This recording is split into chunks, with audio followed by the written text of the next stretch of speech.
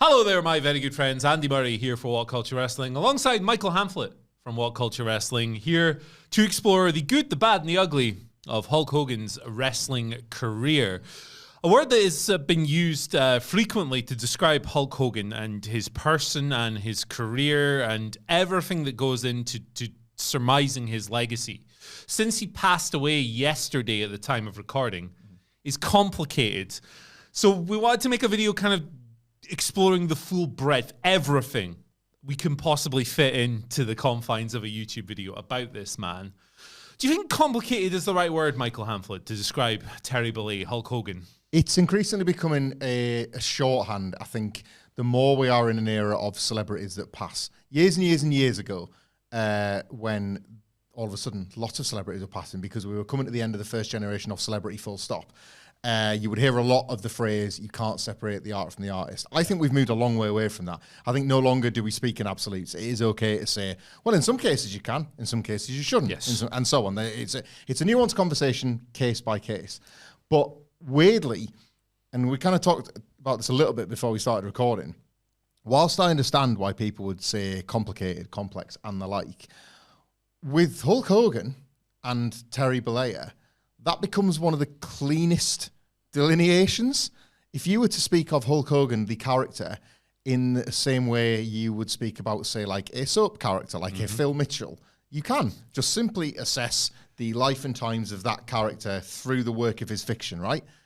And then you can also speak about the real life Terry Bollea and speak about some of the things that we knew that weren't so hot. Yes. And, to your point, that's what we'll try and do here. And that's what I think a lot of people will be grappling with in the light of his passing. And I dare say Hogan going now is potentially a sign of things to come. Yeah. I think there will be other figures. There are very few in this tier, but this tier of performer, this tier of figure within wrestling, this is how life works. They are going to pass over the next sort of several years, and they will be the ones that we've spoken about for the weeks, the months, and the years to come. And this sort of feels like the first of its kind in that regard. Certainly in terms of somebody who had a demonstrably huge impact on the wrestling business, but also a lot of controversy and scandal. Yeah. Behind the scenes, we're going to talk about everything right now, and we're going to start with the good, because that's where we're going to start. So yes, starting with the good, I mean, I'm just going to start with my personal favorite thing that he ever did. WrestleMania 18, Hulk Hogan versus The Rock. Yeah.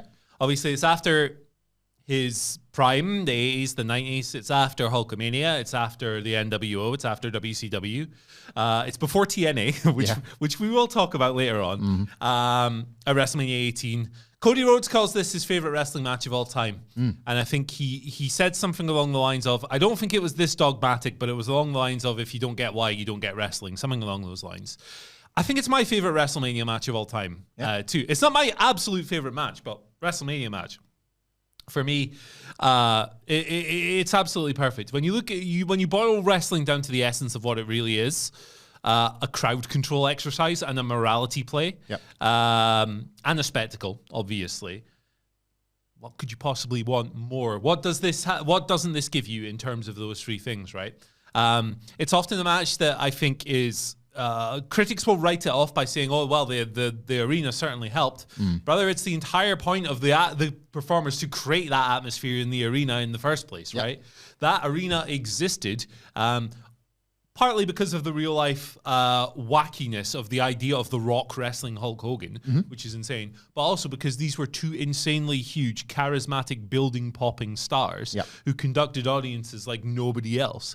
And I think that the Hulk up spot. I talked about it on the news video on Thursday when I reported on Hulk Hogan's passing.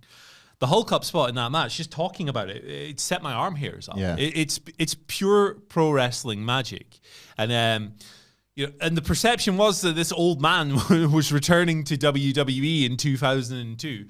Here we are 23 years later, and yet produced probably his most critically acclaimed match of all time. Yeah, maybe.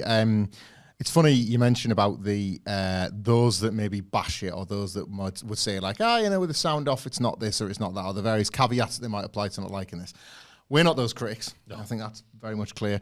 Myself and Sige covered it in Best Match Ever, which you can find on our podcast channel, in kind of like trying to assess the granularity of it, not just to see if exactly how much it holds up, but to try and understand why it does create that goosebumps feeling if you live through it or if you watched it subsequent to that. My thing on that one is, and maybe this is a Hogan point writ large, I guess, we get it a lot on this channel where people ask, oh, what match would you recommend I introduce to my partner or my friend or whoever that isn't a wrestling fan? One of the first questions in every Q&A, Fred, yeah. And I feel guilty and I feel a heel because I don't think such a thing exists, right? I have this pretty dogmatic approach to this question, and I don't think they can. You either get it enough to simply accept it as an art form, or you don't get it at all and nothing will do. Paul Heyman kind of summed it more succinctly than I just did, but that's the gist. Like, you could think in your mind, well, they're going to love this. And then they could look at the first worked punch and be like, that's fake. Yeah. And that's it. There is and that's not on them. That's just, some people react to certain art forms differently, right?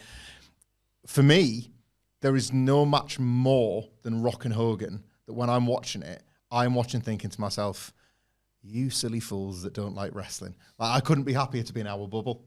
I can watch that and be like, I don't know how people haven't welcomed wrestling into their life, because that there is this, it's this version of the art form that, well, for one, personally, I like the most, but for two, is such a spectacle and is such a sensory overload of visuals, of noise, of aura, of star power, of, at points, the physicality, the worked physicality, but that you absolutely could and should compare to the like glowing response to your favorite film or favorite piece of music or TV show, or that visual of, say, like hundreds of thousands of people going wild at a concert, for example, or one person going wild at a very, very small indie gig, but doing it like to a euphoric, eyes closed, screaming level. All their body. Yeah, like it encapsulates that emotional response like almost nothing else in wrestling. There are matches that I might consider the best match ever,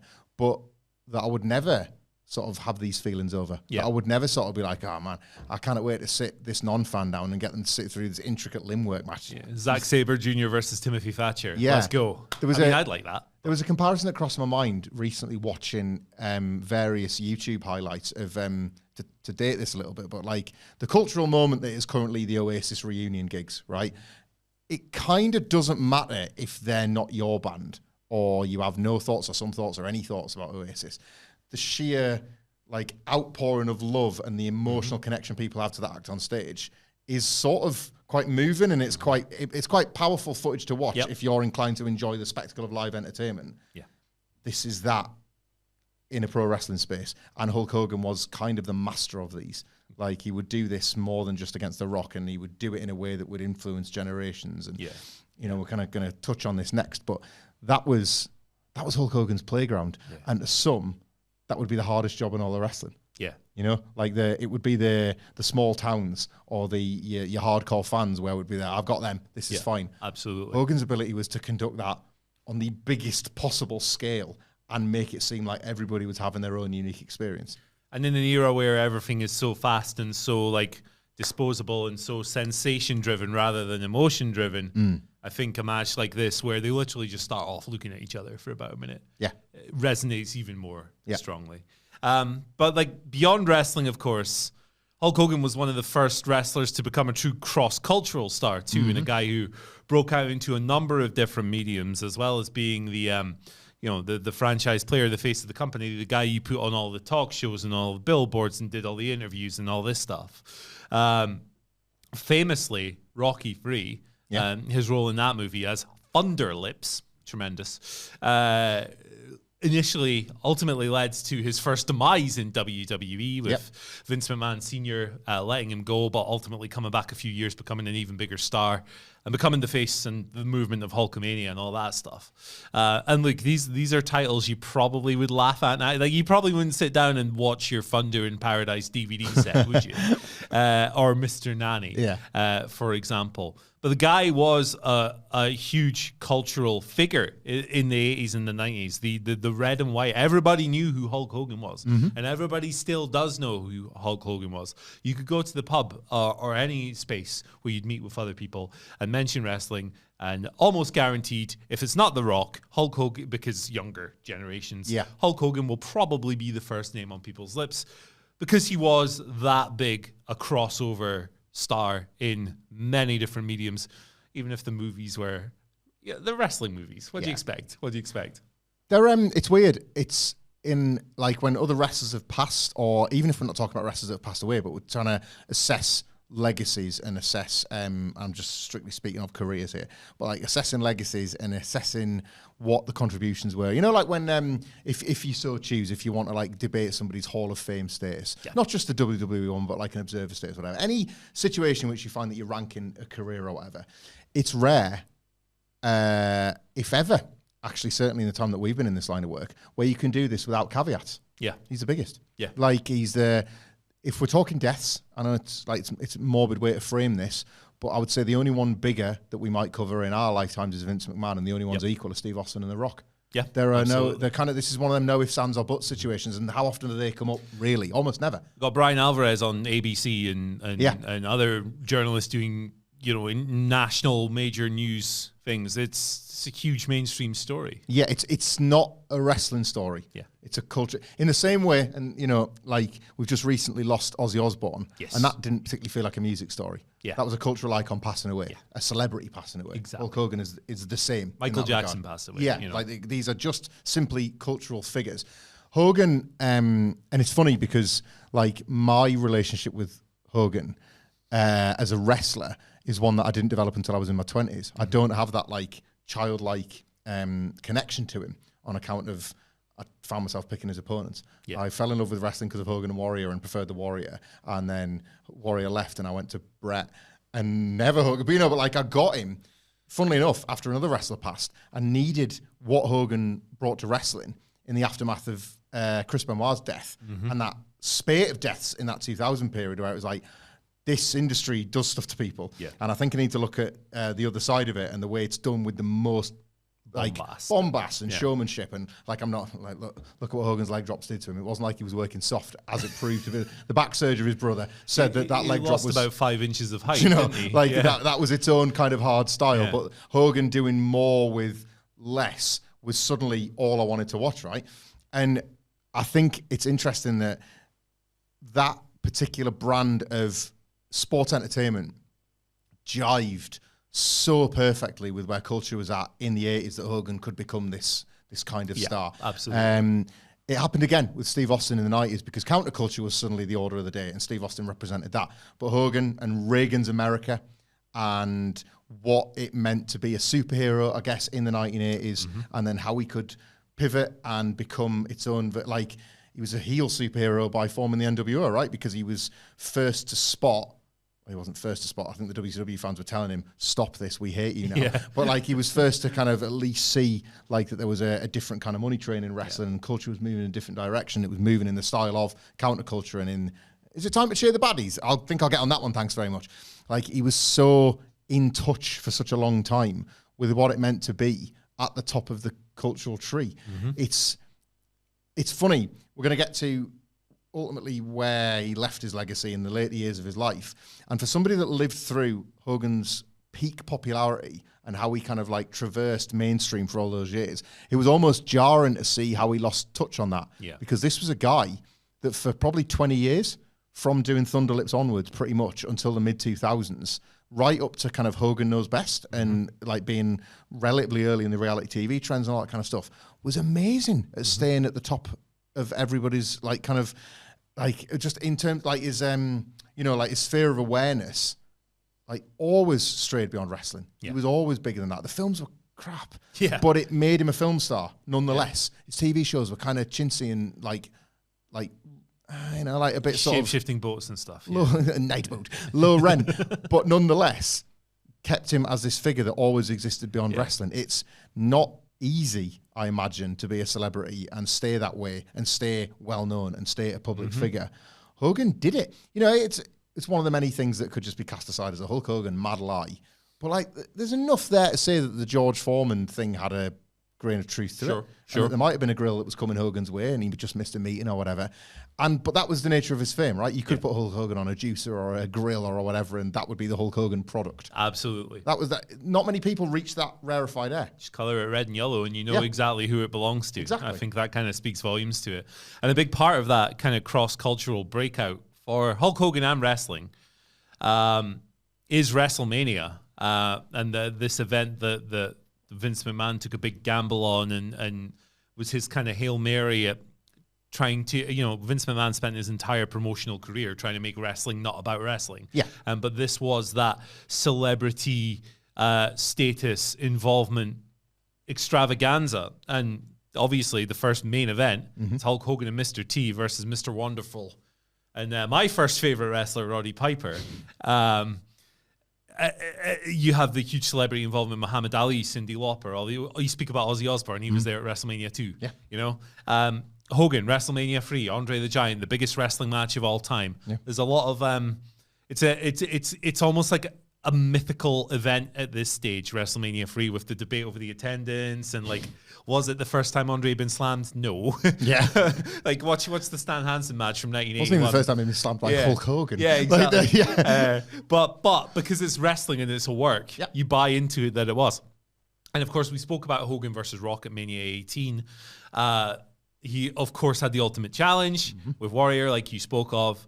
Absolutely instrumental. He was the tent pole around this thing was erected.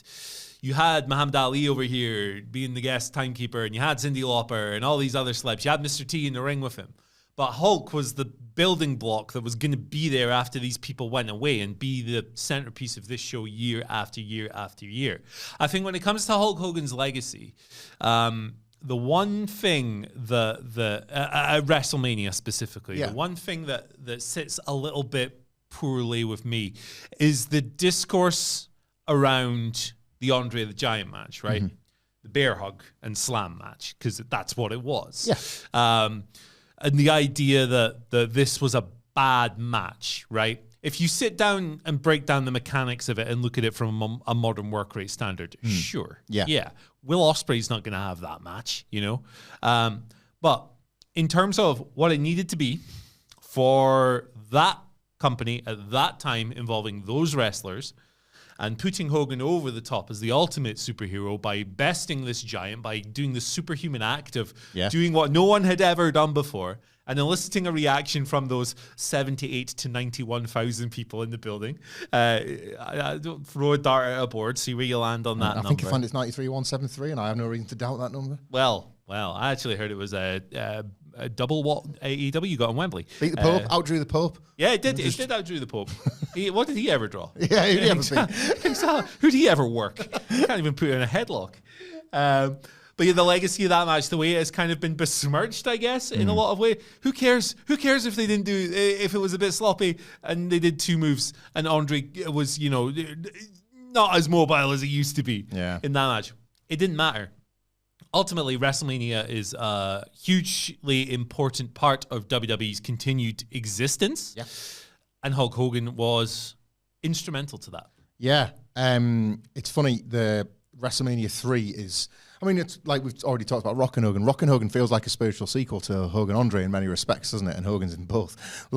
In terms of how those matches are sometimes assessed while missing the point. Yeah. And I also think time has been quite kind to both, because I definitely remember periods in my younger fan years where a nascent internet wrestling community, I don't think the term is, I think it's a redundant term now, but when it was a term that actually meant something because there was a clear divide between people that were online and weren't. Yeah. Those matches were turned on. Those matches were seen as Hogan pantomime stuff, and you should be watching wrestler A do move Y, whatever. We seem to have come through that, and I think time only gets kinder at those matches because the understanding of spectacle gets deeper, I guess, and the business, and the more you learn about wrestling as you're having your own personal discovery, the more you can maybe see why the dark art stuff is as impressive as the moves you can see. Both have their own value. Hogan Andre was something that, I could not marvel at when I finally saw it. But then the older I got and the more that I was suddenly becoming the age that wrestlers were, the more wrestlers spoke about it being their personal gateway.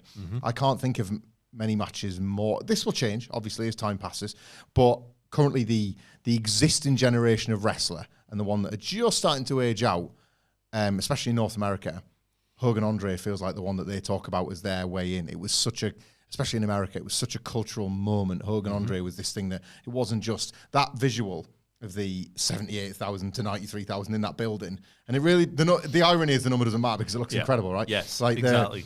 that visual is reflective of the like America writ large, people around the televisions watching. It clearly drew people in a way like never before. And you could, you've got your objective evidence of that a year later when in the main event, 33 million people watched Hogan Andre 2. Do you know what I mean? Like, if you'd missed the pay-per-view match or by that time you'd finally caught up with it, you couldn't believe that you were going to get to watch another round of it on free television on a Saturday night. Like, just unthinkable sort of like numbers. 33, that will never happen again. No. 33 million people will never sit down to watch a single wrestling match. Unless Ricky Dozan suddenly comes back. You know? This is it. You know, like if we get Ricky Dozan Omega, a Forbidden Door next year, the maybe. match we've all been praying for. Maybe, but I can't say it at this point. Just a simply remarkable thing. And to continue that on for WrestleMania, like those 33 million people, enough of them see Randy Savage crowned at WrestleMania 4, but what does that do? It leads to Hogan Savage for what was at the time an all-time record at WrestleMania 5. You know, it wasn't something box office-wise he could top with The Warrior and with Sergeant Slaughter, but again, they're really key chapter points. Hogan losing was designed to like kick off the phasing out of Hogan and the building of Ultimate Warrior. When that failed, of which Hogan had a little bit to do with that, we'll get to that, but like when that ultimately failed, back around next year, and you've got your heel in Slaughter, who was the guy that was beating Slaughter from America. It was Hulk Hogan, you know? A scandal-ridden 1992 still finds Hogan at the top of the card, even if he's walking away. A business starting to enter the doldrum years with Bret Hart on top finds Hogan kind of airlifted into Vegas for better box office and worse everything else. Brought in for that one more WrestleMania payday for those first 9 to be like Hogan shows. Famously competing after getting hit in the face with a speedboat. That's right. He worked a speedboat the night before. Yeah. This is the thing with Hogan, right? Like he worked a speedboat on the Friday, he worked WrestleMania on the Saturday, and then he actually flew to Tokyo to work the Friday again.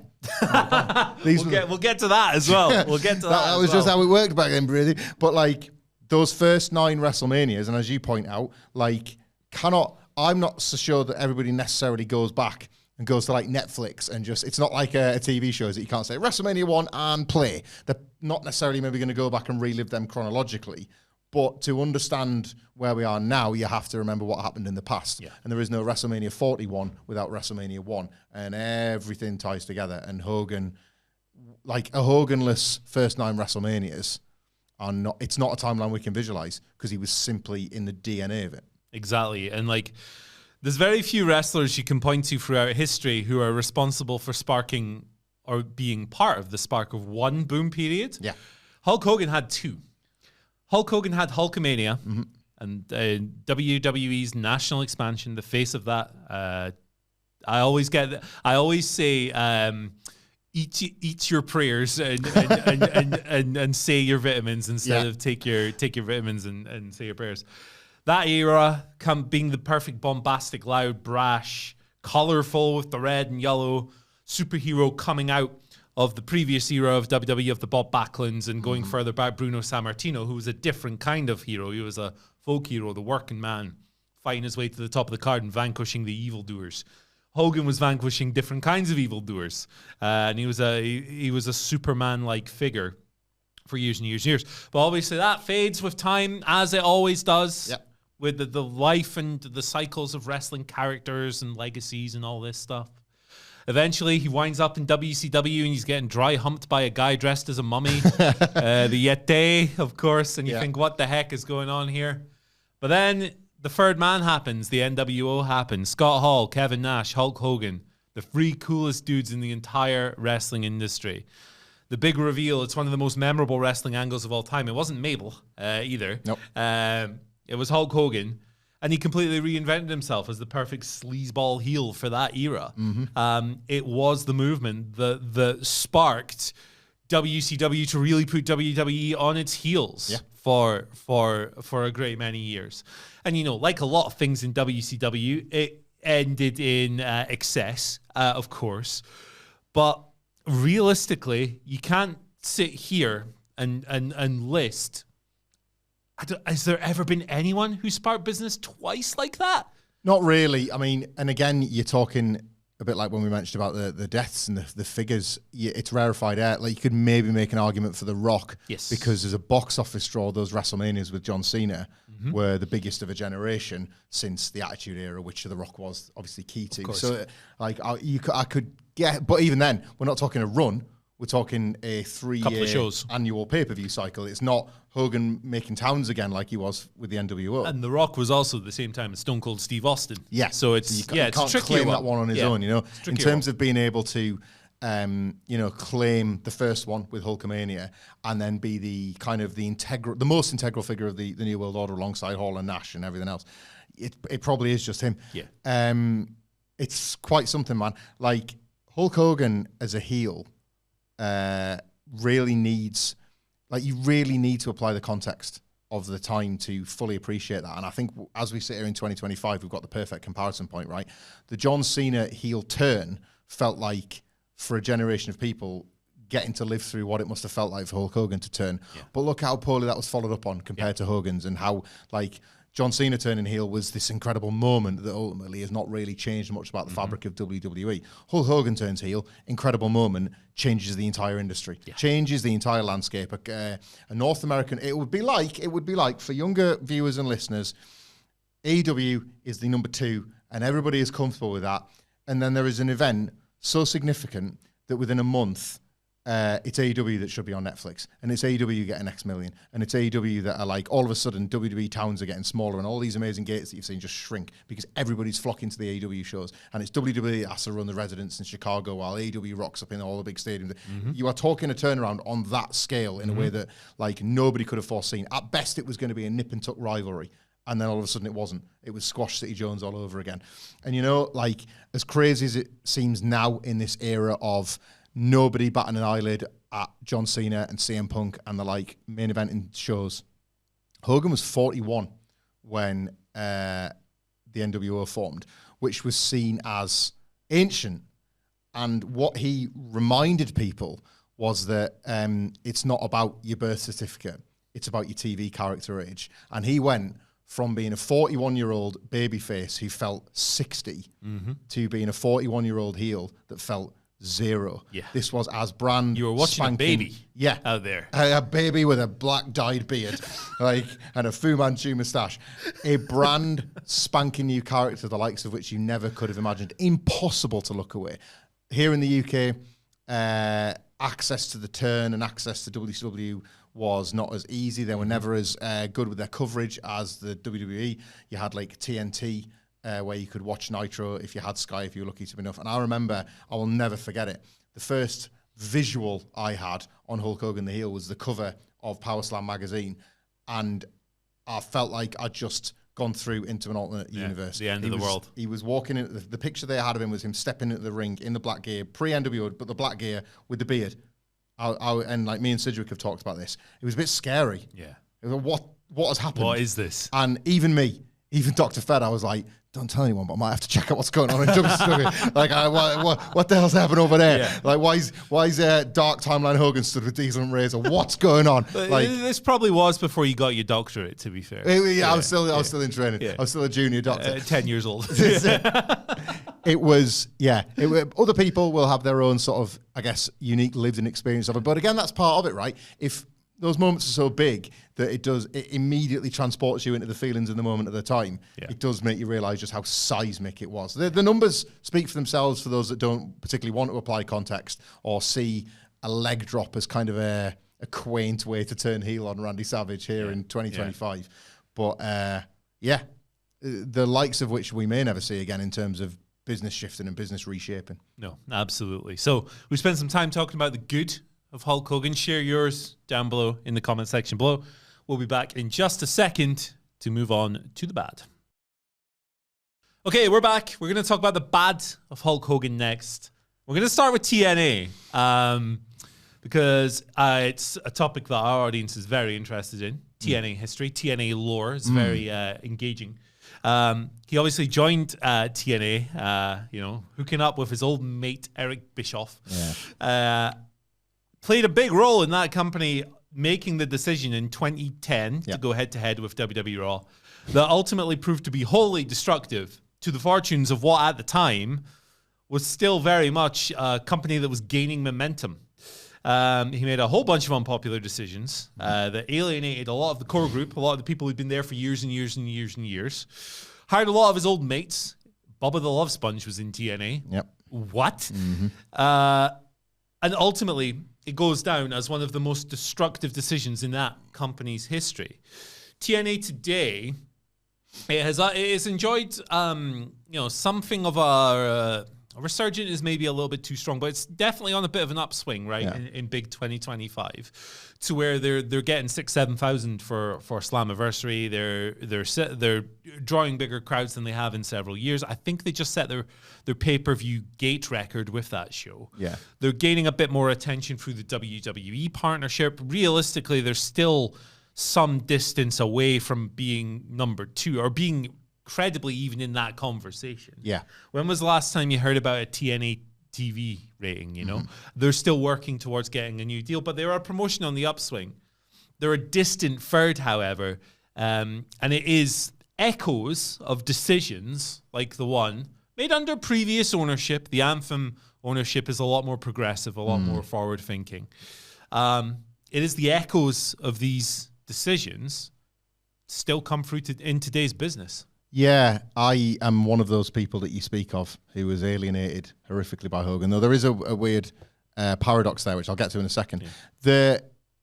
The thing with the TNA move for Hogan and Bischoff was it's really easy to see all that and just take it at face value and be like, that looks terrible. And it was terrible. And it was. And it was like terrible on a weekly basis. And whilst in 2009, it's not like one more knock at the door and then we're going to overtake WWE or they were going to become the number 1 wrestling promotion in the world. Far from it. And, they always will be. But what they were in 2009 was kind of like a healthy feeling distant number 2, if such a thing can be true. Healthy alternative. Yeah. Like it was possible to be a healthy alternative while not being a healthy challenger. And I think that was where this was such a tactical big swing and a miss. Dixie Carter, by being worked by 2 of the all-time workers in Hogan and Bischoff, was made to believe that the next logical step in being a healthy alternative was to become a healthy competition. Yeah. And that was the problem. And because they took such a big swing in Hogan and Bischoff themselves creatively had to continue to take the big swings, and every big swing was a miss. And all of a sudden you've gone from being an alternative who wants to become competition to not being competition and also not being an alternative, because TNA was the most WWE light it had been in years. And it was such a shame to watch so many wrestlers who you'd grown very fond of in TNA fall away under the mismanagement of Hogan and Bischoff. Like, too many to name, too many to mention, but like the likes of AJ Styles having to play like a tribute Ric Flair, the likes of Beer Money and the Pope D'Angelo De Niro that felt like homegrown TNA stars that never needed the WWE sheen be pushed out to one side to make way for the Nasty Boys and Val Venis, for example, right? Like, and there were countless examples over and over and over again, to the point where by the time Hogan left and they featured an angle in which the Dixie Carter character, who herself was now a character, dragging onto Hulk's leg, begging him to stay, as he walked out of the company as a shoot. Like, it didn't even feel as much of a transgression as it should have done, because the damage was already done. Yeah. It was already becoming a wasteland. It wasn't without its moments, Bully Ray will tell you that, because he was privy to the best one, probably, of the Hogan reign, the Aces and Eights reveal and all that kind of stuff with Brooke Hogan, and how it was like, even with this nepotism, there is a gem of a creative idea here. Yeah. But the damage was done. Yeah. And the rot had set in. And the only sort of positive to glom from this TNA run is actually linked to here in the UK. Business sort of boomed for TNA in the UK. They had really good TV exposure through a terrestrial outlet that WWE didn't Bravo, have. Was it? Bravo, and then Challenge TV. Yes. Any home in the UK could get TNA with a Freeview box, which was becoming the norm. And with that came kind of celebrated tours and TV tapings. They would do a years of house show tours, and then they would do TV tapings in which they would block tape about like 5-6 weeks of TV, because you had full buildings to perform in front of. Exactly. So a bunch of people in the UK got to see Hulk Hogan, myself included. And I saw Hulk Hogan's last match on a house show, right? And here was the thing. So I saw Hulk Hogan's last match. He wrestled in red Adidas tracky bottoms, and he came out to Eye of the Tiger because obviously nothing licensed could be used. And he worked a 6-man tag alongside a guy who had previously bought tickets to see Sting. but all of a sudden it was like Hogan's working. Excuse me. Pardon? Right? And he wins. And I've told the story on other podcasts and videos and the like, but having never been a Hulkamaniac until very recently, and certainly not liked his TNA run, I got worked once by the big man himself because he went to 3 of the sides of the ring and had done that and had not done our side. And I'd had a couple of beers and I was like, yeah, do my side. I want it. Yeah, come on. Hogan, and I got it. I actually got what Hulkamania was. I felt what millions of people in buildings had felt. And that was sort of, I think, what Dixie Carter felt. And that was sort of what people in the Impact Zone for a while felt. There was Bound for Glory 2011 when he worked Sting, you know, and they just played the hits and bled, and he turned babyface, and you watched it happen there and then, and you could scarcely believe that this was still possible. And that's how he did it, ultimately. That's how, because he had those little moments of magic in him, and because he was such an expert worker, he was able to work his way in and do untold damage. Yeah. And it's a shame because it has taken until now, realistically, for TNA to recover. It's insane that you can exist the way TNA did for 10 years, kind of as a shell, as you have to rebuild from the damage done. The legacy of Hogan and Bischoff is that it took a decade, and realistically, working with AEW and then working with WWE for anyone to talk about TNA as even a credible promotion. It took that long to rebuild and recover fans' faith because of the damage that was done over that sort of like 2-3 year run. And there's certainly other decisions you can point towards, right? Like secretly bringing Vince Russo back. Of course, You know, there are various creative, if you want to put, it's been a literal comedy of errors, TNA's entire existence. I mean, this is really the era where the LOL TNA meme was kind of solidified as something they're going to have to live with forever. Yeah. I mean, even as recently as last week, when it seemed like every belt that was on the line went to a WWE talent at Slammiversary. Apart from the tag titles, they went to the Hardys. You still got that old phrase kind of coming out, which is, I often feel bad for the current ownership because it's like they had nothing to do with any of this. Yeah. You know, people going classic TNA. Yeah. And it's like, well, yes, they are making the same mistakes, but they didn't make the first ones. Yeah, it's like, right there. I was like, what do you mean? I've only been here for years. Like, what do you mean? Yeah. What do you mean? But yeah, we'll move on from TNA now. We'll talk about another legendary Hulk Hogan meme. That doesn't work for me, brother. The unwillingness to do business. Not wanting to put certain people over. I mean, the list of people he didn't want to put over is huge, is humongous. And he's done all kinds of wacky things in the past, like suggesting The Undertaker tried to injure him in 1991 and various other things. Yeah. But one that I think we're actually now, in the next couple of weeks, we're approaching the 20th anniversary of. I think the most notorious version of this to play out in the public eye is actually Shawn Michaels' response to it at SummerSlam when they had that match.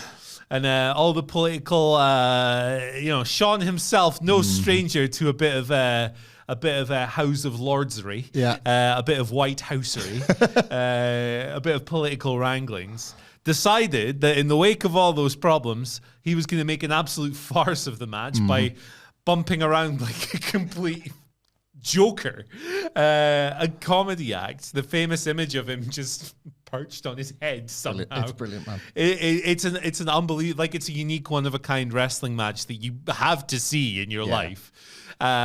But then when you know the context, it's the most ridiculous thing ever.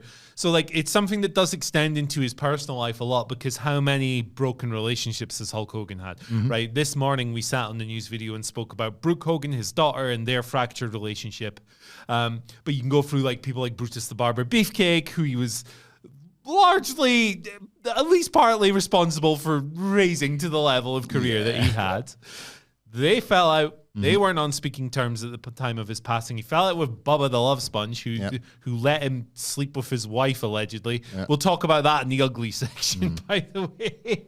But yeah, that doesn't work for me, brother, is the reason there's any inkling or slight mention of backstage politics in today's wrestling. That phrase is the first thing that pops into your head. Even if you're a younger wrestling fan, that's probably true. And it's all because Hulk Hogan didn't like putting people over, brother. Yeah, it's funny, isn't it? Like wrestling is awash with contradictions, ultimately. You could argue, if you wanted, that it is a game to make as much money as possible from a worked art form and get their hell out, and hopefully with your health intact, because it's one that's going to chip away at that. Money in the miles. Money in the miles. It's going to chip away at your mental and physical health. And if you get out in one piece with a bunch of money, you played the game. You won. And you won. And not many win, ultimately. Promoters win, wrestlers don't. That's historically how it goes. And Hulk Hogan won big, a lot. So in that respect, you could say, well, that's just how it goes. And if somebody else got the spot, they would do it too. But unfortunately, the way that Hulk Hogan played and the kind of the example that's set perpetuated a way of doing things that ultimately made it all about individuals one at a time, rather than being able to. And look, I'm sure wrestlers that worked Hogan Towns in the 80s said Hogan shared the wealth just fine, because if you were on a Hogan card, you got paid substantially more than any other show. But you know what I mean? Yes, in terms of that spot, protecting that spot ultimately came at the expense of others that could have had that spot. And then if more get the spot, who can they give the spot to, and so on. And Hogan was never really keen on that. He didn't see it as a food chain. He saw it, and it stops with me. Like, and it will always stop with me. And again, like, I think it's a lot of this comes down to your subjective taste in the people he didn't put over. I love that Shawn Michaels did that to Hulk Hogan in 2005, because of all people, I felt like he was kind of gaining revenge for Bret Hart. Yeah. Like, which is funny considering their own relationship. Yeah. But it hurt me a lot as a kid, what happened at WrestleMania 9. I couldn't process why. I was too young to have the language and the understanding of what I was watching, but it didn't feel good. Yeah. And when you're 8, everything feels good. Yeah. And I think a lot of people have this experience of WrestleMania 9 being one of the first times, like, why is this not just cool? You have that like with everything, don't you? The moment you first realize as a kid that things can be bad, it's like, what? It rewires your brain chemistry, doesn't it? And like, that was the first time I remember that happening. This is off. What's going on here? And then you like, it's years and years go by before you have that reality check. And I dare say, if you were a WCW fan of a similar age when that was happening to Sting, you would have felt the same. Yeah. Like, why is this fast count and this screwy finish, and Sting's won, but I want to feel better about this. It's been 2 years. Why do I not feel great about this, you know? And that was Hogan. When Hogan would do business the way that he saw fit, and that doesn't work for me, brother, he wouldn't be thinking of how this would come across in the fiction. He would strictly be thinking of what was going to happen down the line. Yeah. He was super careful about who got their wins back if he was putting people over. And like, Yokozuna was rumoured to be coming into WCW in the mid-90s. Why? Because Hogan fancied getting a win back. The Ultimate Warrior came in. Why? So Hogan could get a win back. These aren't coincidences, you know? In his mind, there was something that needed to be squared away. Piper, infamously, never let Hogan get the win on him in the 80s, to which Hogan always said, think of the money we could have drawn if you'd have actually let me beat you from time to time. And then what happened in the 90s, and the dynamics have switched, he got him back in, and he eventually beat him. You know, like, there weren't too many people at Hogan. Hogan out-politicked Triple H in 2002. This is what we're dealing with here. Hogan swanned back into WWE, and who else could have done what he did to The Rock? For all those matches, that was amazing. Like, there lies the instincts of a Steve Austin going, well, he would have done that to me, and I didn't want that, you know? And it's like, that's what happens at the very top. That's the Sharks. Hogan lost to Goldberg with the view of getting that win back, and he didn't. Kevin Nash got it. And then what happened? Hogan put the finger on Nash's chest. So he still won in the end, you know? There are so many stories and examples of Hogan seeing this as fake as you want it to be. It can be as real as you want it to be as well. And that set the template, I think. And when you see shrewd political operators doing that, they're basically in the shadow of El Tel. Yeah, absolutely. He's the all-timer for that. He's the best to ever do it in that sense. My first wrestling show of all time was Royal Rumble 1992. And his elimination from that match, and it's like the whole scene with Sid, how Hogan's at ringside, and it has to be this big to-do. You know, it can't just be this thing. You know, it's a Royal Rumble. It's literally the most protected thing in the world. You got thrown over a rope. Like, you don't need to get your heat back for that. And then there's the whole debacle with the piped-in crowd noise in there, because by this point, I think a lot of people are just like, shut up, Hulk. Go away, Terry, and all of that nonsense. But this is probably a really good part to talk about sort of Starrcade 1997, right? I mean, the whole debacle surrounding that pay-per-view, which was supposed to be Sting finally vanquishing Hogan and the New World Order after an 18-month reign of terror over the wrestling world. Sting hadn't wrestled, it was like a year, right? it was so, it's this whole huge monumental occasion, and wrestling is often best when it's really, really simple. The goodie beats the baddie in the end. Mm-hmm. The goodie struggles and struggles and struggles and struggles against all odds. It's a terrible situation this babyface is in, but they win in the end. That's why they're the hero. Yep. They face adversity and they overcome it. Wow. Hulk Hogan, in one of the most selfish moves of his career, decides he isn't feeling it. Yep. We get the fast count that never was from Nick Patrick. The entire false finish being completely nullified. Yeah. And completely neutering Stig of the dump. I was going to say he was Sting of the dump after this because WCW was about to go like that. He certainly was. He wasn't driving his car around the field, brother. He was back up to the rafters for the old Stinger. It was a sad surf on the way home. Neutering the entire big moment. Earlier we mentioned like the Goldberg title change and how we didn't go into much detail, but like how pure magic that was. Yeah. Right. In Atlanta, red hot crowd. Goldberg's on this incredible run. Goldberg at this point is just awesome. Mm-hmm. Go watch the squash match. Watch the La Parka match in particular. Perfect squashery. Hogan in that match is incredible. Yeah. He's unbelievable. He's begging off. He's trying to avoid Goldberg. He's taking shortcuts. He's outside the ring going, "Oh, I'm not getting back in there, brother," and all this stuff. And he a little shoulder up after the free. But that's just what he did. That's just what he did. But his performance in that match is such a perfect way to put somebody over. Then you contrast it with what happened a year earlier, or well, not a full year because Starrcade was like December time, but like a few months earlier. Perfect encapsulation of the man and his philosophy on putting people over. It was sniper-esque form from Hogan, right? He tells Nick Patrick, don't fast count. Yeah. And the finish dies in that moment because for those that haven't seen, Sting loses to Hogan in what should have been a fast count false finish. And the idea was Nick Patrick, who had previously been NWO but had come back to WCW, would suddenly become a heel again. And then what would happen, because it was December 1997, is that Bret Hart would run down and say, I am not going to let a referee screw job end like this. It was topical, right? Yes. So it's integral to the finish that when Bret Hart comes out, he's seen another screw job and he's scarred by his trauma from a month earlier. So that when Sting puts on the Scorpion Deathlock, the sharpshooter, Bret Hart gets to be the real referee and gets to register Hulk Hogan's submission in the hold. It's not ideal for when your babyface is going over to run a dusty finish, but at least it makes sense kind of in terms of you bringing in a Bret the Hitman Hart. So when Bret Hart comes out to question the validity of a finish that looked pretty valid, you're also damaging Bret Hart. Mm-hmm. So Hogan is taking out Sting. He's damaging the credibility of Nick Patrick going forward as a referee. He's kind of taking out Bret Hart in his first month with the company. And in Sting winning the title in sketchy fashion, he's also taken out months and months and months of Sting versus NWO follow-up, the opportunity for the likes of Kevin Nash and Randy Savage to take runs at Sting as a credible world champion. What he knows he's doing is thinking, you know what, sooner or later they're going to see that Sting's a flawed babyface and put the belt right back on Hogan. And that's exactly what they did.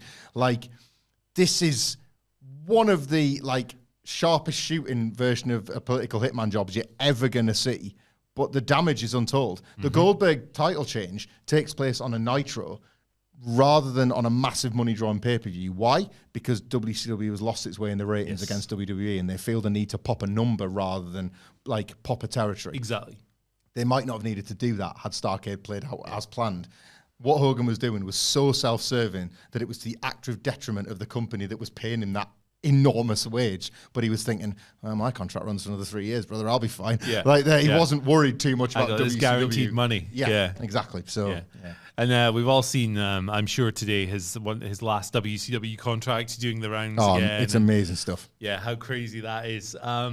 We'll kind of talk very briefly on we're still in the bad here, so some of his later WWE appearances before we move on to the main event of this segment, which is the lies.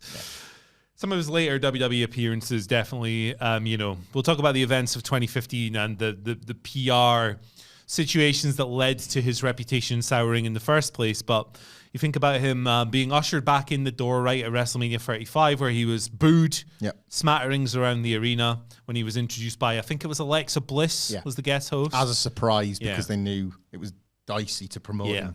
Quite scumbaggery as well, using Alexa Bliss, who's someone that everyone likes, to do this. It was Mean Gene's death that was their like little Trojan horse to get him back on TV too, isn't it? Which in itself is a bit, which is good because from their standpoint, they're thinking, oh, it's a death, right?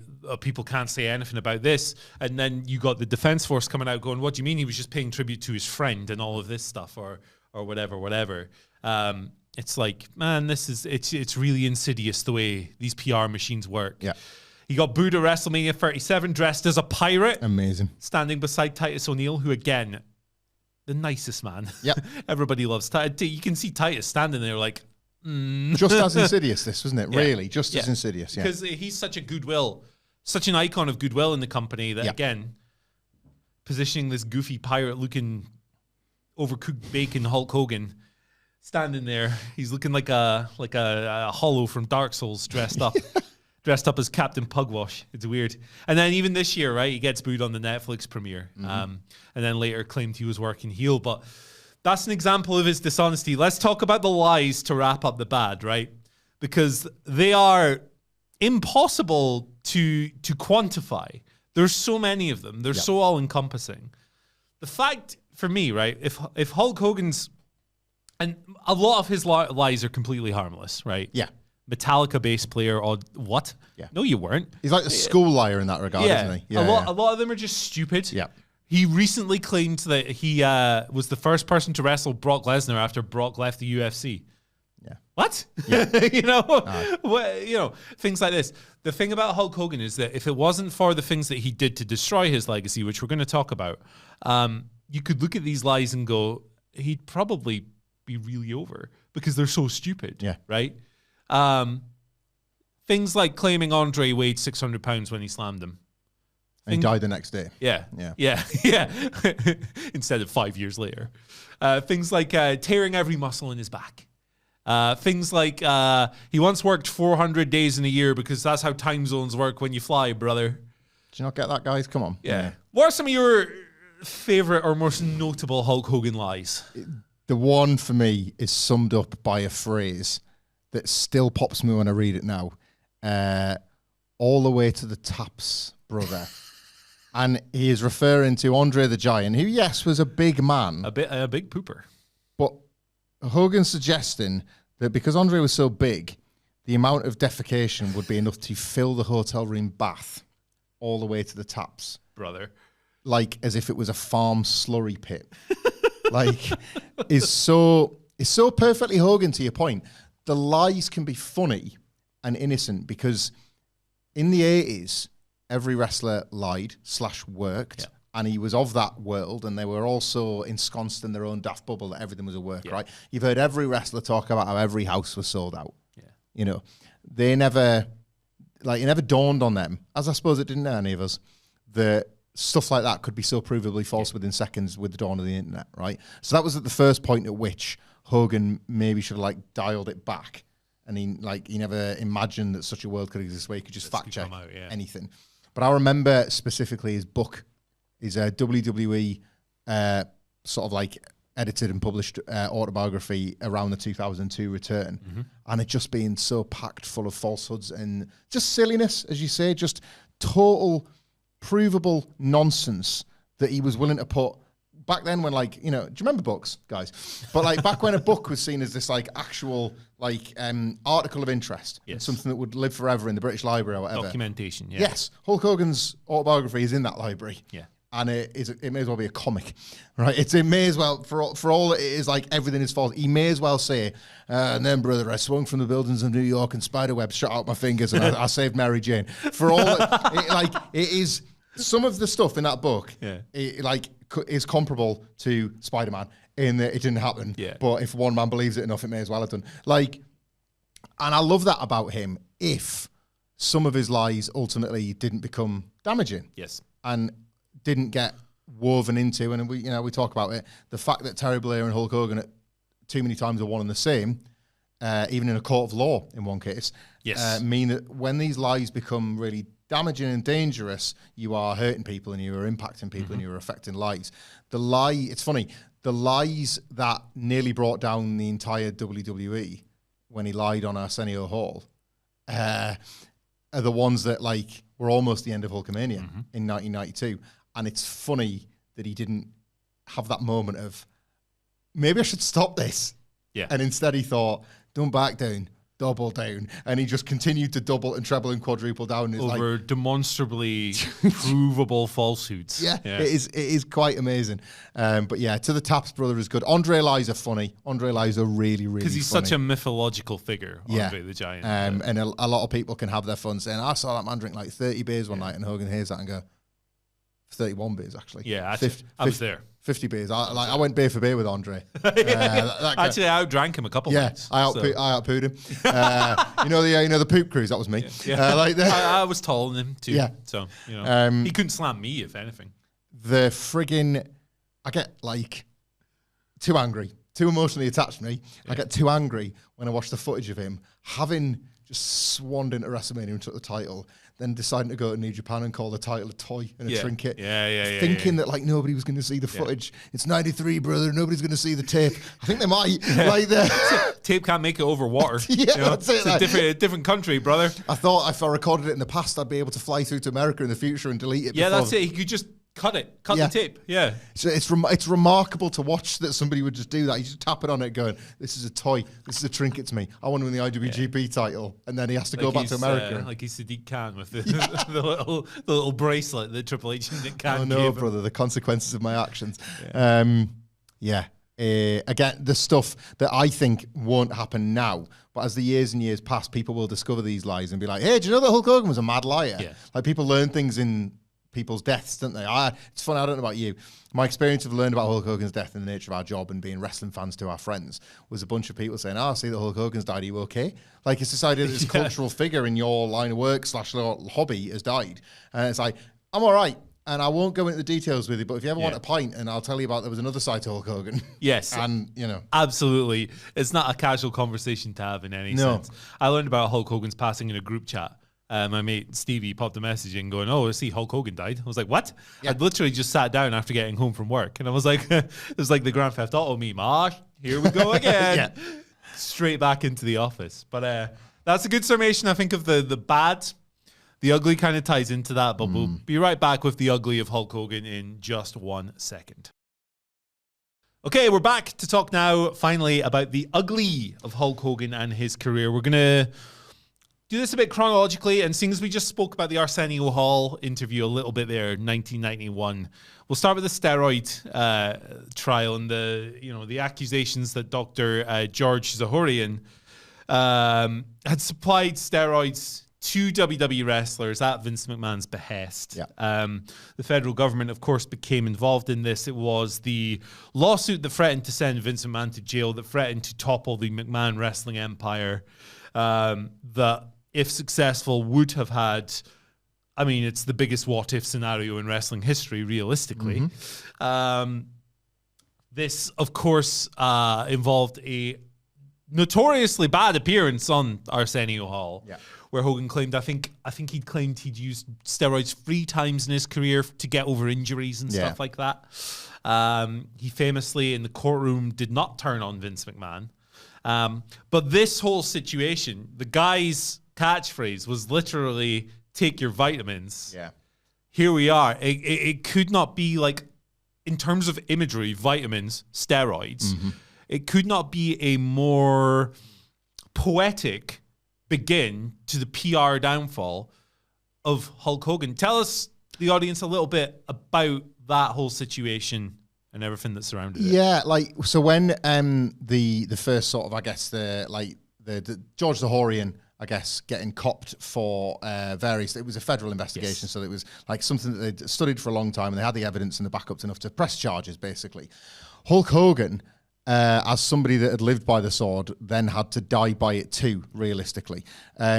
Yes, he could have gone on Arsenio Hall and told the entire truth, and that would have brought about its own litany of issues, but that was the truth, right? Like, things had actually happened. They had the evidence. They had everything they needed to be able to press charges and send George Zahorian to prison, and with that, be able to build a case against Vince McMahon for distribution, I think it was. They wanted to get him on, ultimately. But Hogan's lie was simply too big. The idea that somebody, I mean, we didn't know as much back then, but the idea that somebody that looked like that in an industry like pro wrestling had taken steroids just 3 times was laughed at by those that knew enough about steroids. And I'm not just talking about fellow wrestlers or bodybuilders. I'm talking about people that were increasingly becoming attached to steroids as this thing that was allowing the athletes to cheat, or like police investigations. Steroids as an illegal thing. You know, we're not just talking sort of like a party drug, for example. This was something that was illegal in the practice of sports. And I know wrestling's a grey area, and I think there's an interesting conversation to have about, you know, use of steroids in pro wrestling. But in this case, it was seen as like the demon drug, ultimately. The transgression. And it hung over wrestling. And his lie was too stupid for its own good. 3 times. Come on. Nobody was buying it. And all it did was create this groundswell of interest in, really? And then next thing you know, you've got wrestlers being forced to appear on countless talk shows. You've got the story getting illuminated as a result of the lie. It brought about so much bad press that by WrestleMania 8, they had to promote it as, like, they were very cagey with it, but it was like, could this be Hulk Hogan's last match? Scandal was, like, covering WWE, because at the same time as this steroid case, there was also the Ring Boys scandal, which we've kind of revisited in recent years as based on new claims. It's being relitigated. Relitigated as we speak, and the Mr. McMahon documentary brought a lot of this back to the front and things like that. And Hogan was the front of this organization that was slowly being pilloried. So marrying up with Hogan's personal lies was scandal, kind of like covering WWE and Hogan being the face of it. So he got away and he basically tried to stay away until some of the scandal had washed off, and by 1993 he deemed that it had, but by 1994 he was back in a courtroom. And the fact that he didn't turn on Vince McMahon was kind of a bit of a turning point for Hogan's like kind of PR reputation, because by Vince McMahon being found ultimately innocent of the charges brought against him, and an industry being allowed to continue on as, you know, kind of unabated, I guess, with the exception of maybe like a 2-year window where WWE built in some steroid testing for a bit. Arbitrarily. Even though Hogan was going working for WCW, and even though Hogan and Vince McMahon's relationship was incredibly strained in that time, the fact that he basically allowed the business and the train to keep on rolling ultimately allowed Hogan to make money all over again, and allowed Hogan to become a renewed and revived and revitalized star in WCW. And I think for when kind of, as the late 90s hit, when all of that was seen as the dim and distant past and he'd gotten away with it, it did, for the first time, make him and Vince and a lot of other key figures in wrestling, like the same figures that were seemingly at the core of its downfall, were once again back at the front of its resurgence. Vince McMahon with the Attitude Era, and Hulk Hogan with the NWO, and Roddy Piper and the likes. You know, there were so many of those old stars that were deemed damaged goods as a result of that era that were right back at the top of it again. And it was as if, great, like we're going to get away with this forever. And it looked as if they played the PR game masterfully. And it did for years and years feel like Hogan kind of couldn't put a foot wrong. He was always, the doesn't work for me brother thing was as much about thinking about his own image and his own legacy. Exactly. It wasn't until the stuff that we're about to talk about where you really saw for the first time, this guy can be gotten to, and he's making poorer choices than we never thought this guy would make bad choices. And then he seemed to make one after another, after another, after another. And it's a decade-spanning thing here.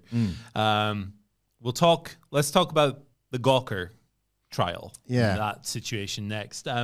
This is stemming from a sex tape that he made with his best friend's wife. The tape was 2006. It was leaked without his I get confused between the two. This is the one that was recorded without his knowledge, right? So he has always claimed that he had permission to have an affair with his Bubba Love Sponge's wife, which that's is the consenting adults doing what they're doing is not what we're picking on here. 100%, 100%. And look, scumbag behavior, obviously, having affairs and all this stuff, but ultimately not criminal. However, the tape ended up being leaked 6 years later.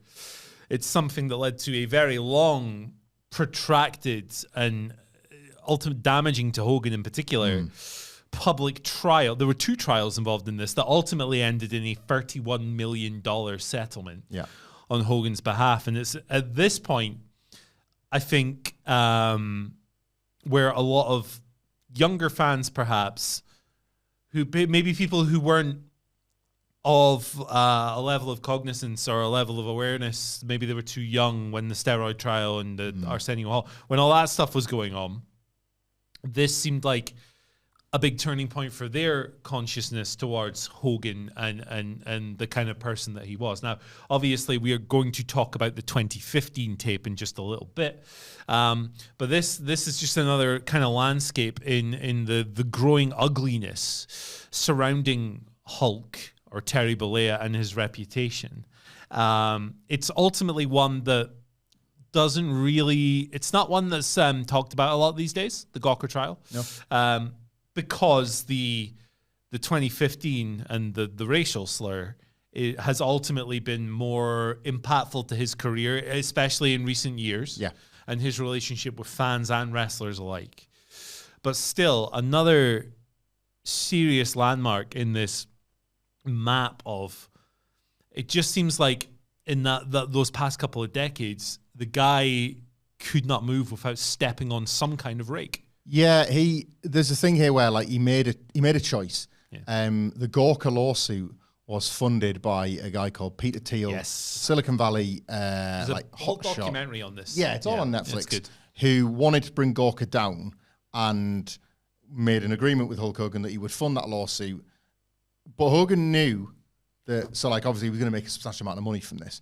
But Hogan knew, should this all be successful, everything was going to come out. Yeah. So he had to make the decision that the story about the sex tape, the story about his relationship or lack thereof with Bubba the Love Sponge and Bubba the Love Sponge's wife was going to come out, that the comments that he was making on that tape stood a chance of coming out. You know, like at the point at which he decides, all right, Peter Thiel, yes, I will be your guy to go forward with this case, he then kind of signs off on the potential slipstream. Mm-hmm. And in this case, it was probably far worse than even he imagined. Had he forgotten the racist comments he'd made? Possibly. Had he remembered but thought, I'll be able to ride that out, and grossly misjudged how people would understandably take to these racist remarks and the various other things that came out as a result of us learning of these tapes and these transgressions? Possibly. But the choice he made was to, for the want of a better phrase, to get into bed with Peter Thiel. Like this was an attempted takedown by a billionaire that could make a guy rich or richer, and Hulk Hogan chose to do that. Absolutely. Ultimately. And even if it was a misfire, the fact that stuff did come out was still, how can you say this? Like ultimately, what came out about the man was something that he could have made steps to try and not fix, but recover about his image. And it was the continued missteps along that way that kind of only made his situation worse. Yeah, exactly. And let's talk about the big one then. You know, he used the M-word on the sex tape. He called himself, in his own words, he said, we're all racist to a point. I'm racist to a point. He spoke derogatively about his daughter dating a black man. This ultimately led to WWE removing him. He was, I think, a coach on Tough Enough, right? Yeah. At the time. Yeah. They terminated his contract, took down his merchandise. They took him out of the Hall of Fame, which was seen as the biggest thing of the lot. Yeah. In a wrestling standpoint. More stuff came out. There are indications that he used homophobic slurs on the same tape. And then using similar racist terms during, I think it was a 2008 phone call to his then incarcerated son as well. Hogan apologized. You want to put quotation marks around that because it was more from the standpoint, it never really was from the idea that Hogan had taken responsibility for his actions. It was, don't get caught, brother. That was his whole thing. And it was for the years and years and years that followed. A lot of people will tell you, well, Hulk apologized. Words are empty if you don't live by them. Yeah. And yeah, technically, I'm sure he used the word sorry more than once. But when was that ever demonstrated? You hear backstage stories from people who have been dehumanized and just bullied and brought down by the words used by Hulk Hogan. You hear talk of him coming backstage and not really getting why he wasn't being accepted, right? And not ever really, he gave this big speech where he was like, don't get caught. and all this stuff. Watch out, they're coming to get you. Rather than a situation like that prompting a period of reflection where he should have ultimately been like, I should not have used that word. Yeah. And then learning from it and growing and moving on. Everybody should have the capacity to move on, to grow from these things, right? And to embark on a better path. He continually chose not to take that. A recent public reminder of that would have been his interaction with Shelton Benjamin, or to where he was on the show and he spoke about Benjamin Shelton as being a wrestler he really likes, and Shelton put him on blast on Twitter and was like, keep my name out of your mouth, stop talking about me, I remember your non-apologies, and all of that. Ultimately, Hogan was welcomed back into WWE. He was brought back into the Hall of Fame, back into the company. They used him again. And it kind of became this contentious thing until, yesterday when he passed away, really. Yep. The thing with WWE bringing Hulk Hogan back is that ultimately this is the nature of these businesses, right? This is capitalist society. If the business thinks it can make money with you, they will use you. If there is a scandal surrounding you, they will wait until they think that scandal has died down or the reaction won't be so severe, and then they will bring you back. Yeah. So the scale of this, however, I think is quite interesting because we were there at WrestleMania 39 in New York. 35. Yeah, sorry. 2019. 2019, 9-5. We were there. Yeah. It wasn't a universal rejection of Hulk Hogan. No. It was 50-50, I would say. Yeah. There were pockets of people who were like, boo. There were people who will instinctively hear Real American and pop, like from an instinctive wrestling Pavlovian fan. thing, isn't it? Yeah. You'll get Will Bourne has spoken about this before about people will rise up and then go, no, wait a minute, I've realized who it is, and then there were people who don't care, right? 37, which is WrestleMania coming out of the pandemic, he's booed there. It's much more pronounced there than it was at 35. In Florida. Yeah, in Florida. Safe ground, ostensibly. Where he lives. Yeah. Tampa, right round the corner from where he lived in Clearwater, near enough. Gets louder and louder. You get to this year, and it's probably the loudest ever on the Raw premiere. You see him coming out with Jimmy Hart to promote Real American Beer, and they're in Los Angeles, which I understand is more of a liberal city, liberal state. Boo, boo, boo. He looks completely bewildered. He said something along the lines of, to try and get them back on board, it was like, I've had all these great tag team partners in my career, brother, but the one tag team partner that's never let me down is you guys, the fans, brother. And it's almost poetic. Everyone just goes, boo, rejects it immediately. Jimmy Hart looks like he wants the ground to swallow him up. Yeah. Standing there. And that was his last appearance for WWE. There was rumors that Saturday night's main event appearance was cancelled due to the reception of that. I think the last mention of Hogan on TV was when CM Punk threatened him a couple of weeks later. His dusty old ass. Yeah. And that was that. It's interesting to see, I think from a societal standpoint, it's interesting to see how those negative reactions escalated. What I think happened here is that we know WWE, or we assume WWE has been successful in making new young fans during its current era, its more public-facingly friendly era. And I think that's evidenced by the audiences and the demographics and the tickets and all of this stuff. Business is in a really good place. They made all these new fans, these younger fans, this is my theory, that don't know that, they weren't there in 1987. They weren't there in the late 90s for the NWO, right? They weren't there for Hulkamania or any of this. They probably weren't even there for 2002 in The Rock, right? They don't know Hulk Hogan as this red and yellow hero. Their knowledge of Hulk Hogan as the hero is through what they've been told, not what they lived through. That's a very different experience. Their lived-in experience, these young teenagers, early 20s, their lived-in experience of Hulk Hogan is as a racist old man who used the N slur on a sex tape. Yep. Of course they jeered him. Of course it got worse. Hogan's thing about it being political, brother. Now, obviously, he was outwardly more political than a lot of wrestlers, particularly in the past year or so, right? He was actively involved in Donald Trump's campaign for re-election. But it's not like he's the only Republican wrestler in the world. No. The Undertaker was, he's not out there on the campaign or anything like that. He had Trump on his podcast. He did. Yeah. He did.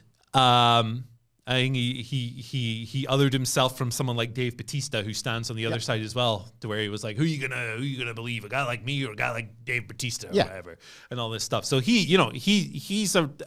holds similar political views to Hulk Hogan.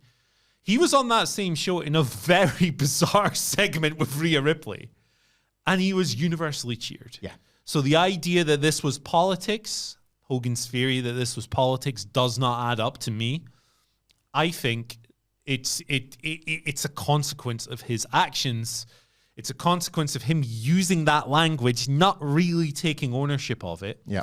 If he had lived differently over the 10 years or so since the tape came out, however many, do you think the reaction would have been any different in this situation? I do, actually. Hogan, pardon the pun, should have known best there and should have known better than most that, especially if you've left something with people in the entertainment sphere, time will be really kind to you if you help it. And the defense force for Hulk Hogan plays semantics by suggesting that the apology was enough. It was an apology. It wasn't an atonement. Yes. And you've kind of touched upon that. And we're talking like a decade of failing to atone. Yeah.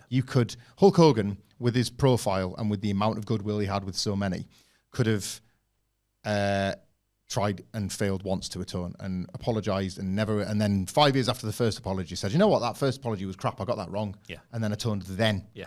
And that would have been sufficient. Yeah. And parents who loved Hulk Hogan would have gotten their kids into wrestling, or the kids would have found wrestling and been like, oh, Dad, I watch wrestling. And then they'd be like, oh, yeah, I used to watch it when I was a kid. Hulk Hogan was big. And that you just create this new generation of fans that never, as you say, weren't even around for Rock Hogan, but their parents were, or their older family members or friends were, and they just have nice memories of Hogan, and they Google him, and he was like, he was an old racist guy with a sex tape, and then he didn't apologize. But then he did, and he came around. People want, ultimately, I believe this, people ultimately want to see the good in the people that have done something for them artistically or have meant something to them, like right there, because it's like an internal tattoo, right? And they look for it. People will they really dig hard to find the goodness in people if they have once made them feel a certain kind of way. Hogan was that for millions and millions of people, and in not kind of seeing that, cost himself that by the end. A lot of people would just say it's simple karma, and I can't really argue that either. Yeah. We are a couple of stale, pale males. There are a lot of other people that I think are worth listening to in this particular time. Because the ones that would, to your really well articulated point, the wrestlers themselves in the locker room must have felt that way. But there'll be other voices out there that can feel personally quite deeply impacted and troubled by the things that Hulk Hogan said, in a more visceral way that I think will ultimately, I think, be some of the ones that control his legacy, and rightfully so.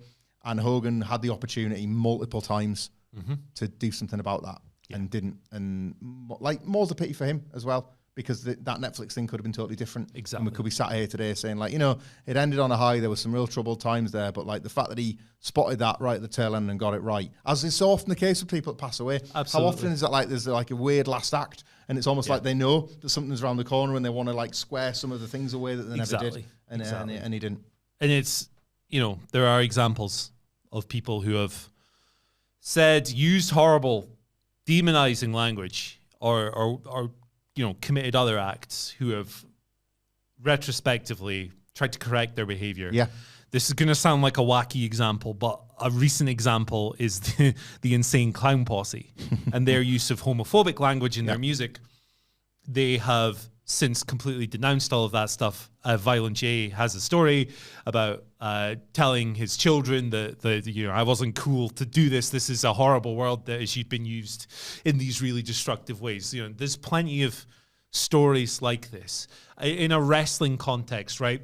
Jay Briscoe is often talked about like this, to where it's often him and his brother Mark not making it to WWE or AEW or whatever, while Jay was still here, is often attributed to Jay's previous use of the F slur and homophobic language. And look, we are not the people who are going to be demonized by that word, right? We are, we're not the voices on this matter. There is a lot of stories about Jay and his realization of what that word really meant, and how he had adjusted his life and his behavior and his mindset since using that word. From people like Ian Riccaboni and people who worked with him very closely, that, and there's probably enough of them to suggest that Jay owned it and took that path. Obviously, we are not in the position to tell anyone who has been made to feel less than human by that word that he used. We never want to sit here and go, you should or should not be offended by something. That's not the goal. But there is evidence to suggest that Jay took ownership. This is the opposite of that situation. And ultimately what it is, we'll kind of wrap this up. It's a shame. It's a sad, Hulk Hogan's story is ultimately a sad story, because you are right. We should be sitting here talking about a man strictly in the terms of the industry and what he brought to it. And if it wasn't for his continued, let's just be real, racist behavior, we would be making this video. It would be an hour of us laughing about his Metallica audition and, politics and stuff like that. Things like backstage politics don't matter to us personally. No. We're not, we didn't work with him. We're not there. It's wacky wrestling stuff. Exactly. And it's because of these behaviors and the lack of atonement that we end this on the ugly. It's not necessarily a complicated legacy. It's a legacy of incredible, tangible success as Hulk Hogan and bitter, brutal, personal disappointments as Terry Bollea.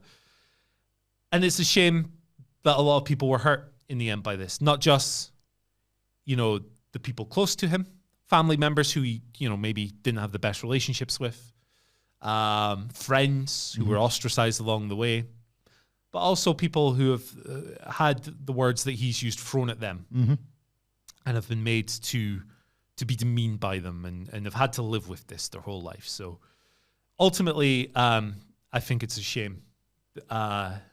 And the man's behaviors they should be condemned. In the fullest. It's an important part of his legacy. He's not just a red and yellow. He's not just the things that we've spoken about here, but he's also not just the superhero pro wrestler from the 1980s. He's a man of many good and bad behaviors, off screen in recent years, defined mostly by the bad. And history will do what it does with Hulk. I think so. And that'll continue to be, obviously, people's own individual interpretation of that as well. As you said, we're not here to tell anyone listening or watching how to think. Don't get in the comments and say, well, no, I think this and that's why you're wrong. It's like anyone can feel how they feel, strongly or otherwise, about the good and the bad of Hulk Hogan. But it is a shame for him and supporters of him that it is not as black and white as an NWO t-shirt. There you go. Because there was once a career that could have just been universally, unilaterally celebrated without probably an equal number of caveats to the positives. Yeah, absolutely. I think that sums up quite nicely. Thank you for joining us. We will see you soon. Bye-bye.